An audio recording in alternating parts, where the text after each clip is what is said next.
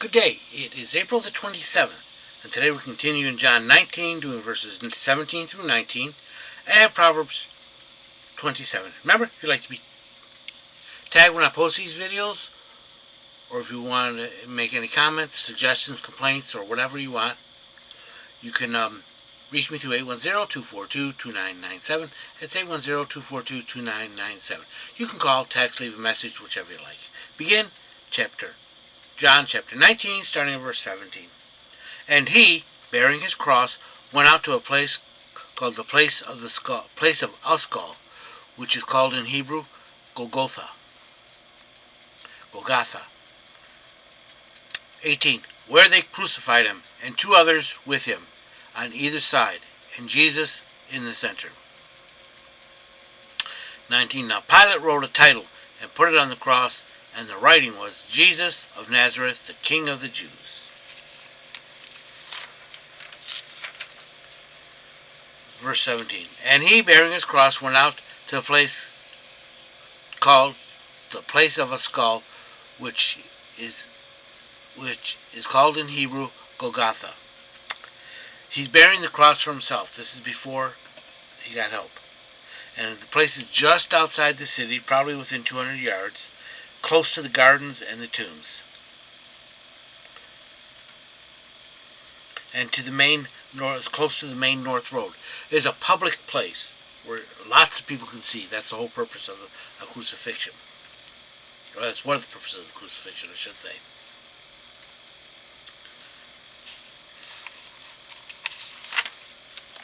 Verse 18. Where they crucified him and two others with him on either side, and Jesus in the center. These other ones were robbers or bandits, not thieves.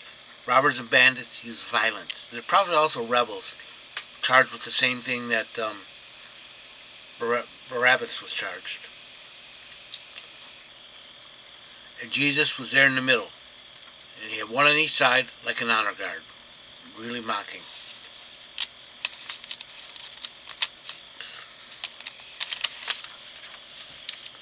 And verse 19. Now Pilate wrote a title and put it on the cross, and the writing was, Jesus of Nazareth, the King of the Jews. Okay, now the King of the Jews appears in Mark and John. This is Jesus, the King of the Jews, appears in Matthew, and this is the King of the Jews, appears in Luke.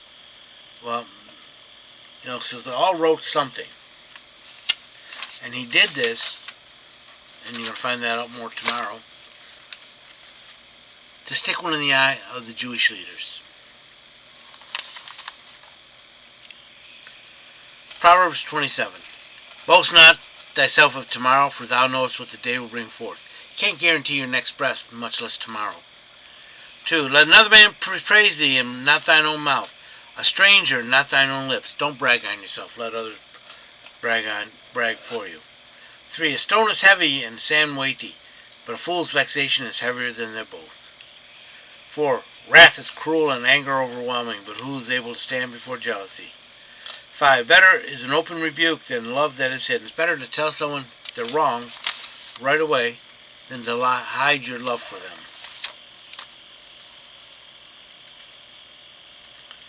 6. So don't hide your love for people. 6. Faithful are the wounds of a friend, but the kisses of an enemy are importunate.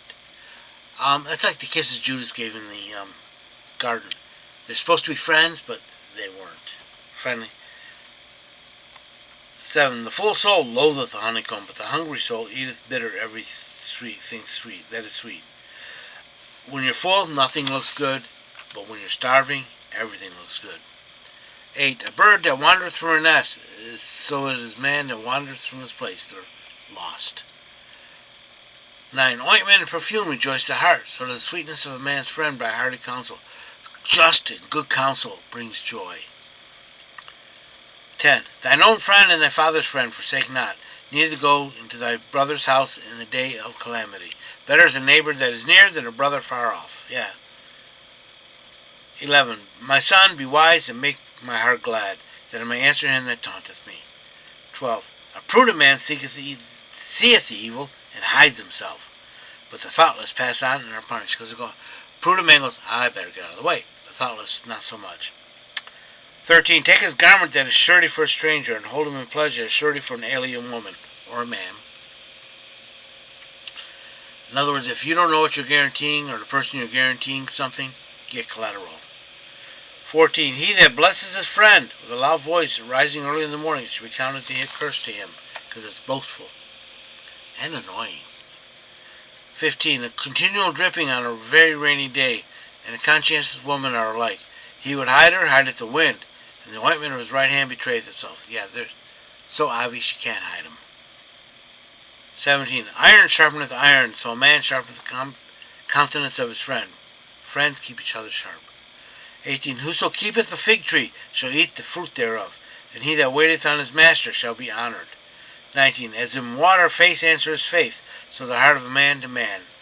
As you see your face in water, so you see yourself in a man's heart. You see your own heart in a man's heart. 20. The netherworld and destruction are never satiated, so the eyes of a man are never satiated. He can't get enough. In other words, he's always looking. Probably not at something he should be looking at. 21. The refining pot is for silver, and the furnace for gold, and a man's is tried by his praise. Praise truly shows what a man has. If he acts like he believes it, and then gets all arrogant and says, I'm all that in a bag of chips. No, that's not the way to act. 22. Though thou shouldst bray a fool in mortar, with a pedestal among groats, yet as with foolishness shall depart from me. Yeah, that's painful, by the way. I forget exactly what it was, but I remember reading it one time, and no, I don't want that. 23. Be thou diligent to know the state of thy flocks, and look well to thy herds, for the riches are not forever, and doth the crown endure unto all generations? Know what resources you have and take care of them, because they won't last forever. And 25 through 27. When the hay is mown and the tender grass showeth itself, and the herbs of the mountains are gathered in, the lambs will be for thy clothing, and the goats for the price of a field. There will be goats milk enough for thy food, and for the food of thy household and maintenance of thy maidens. Yeah, you do your work, get everything done, and you will have enough. I just realized this.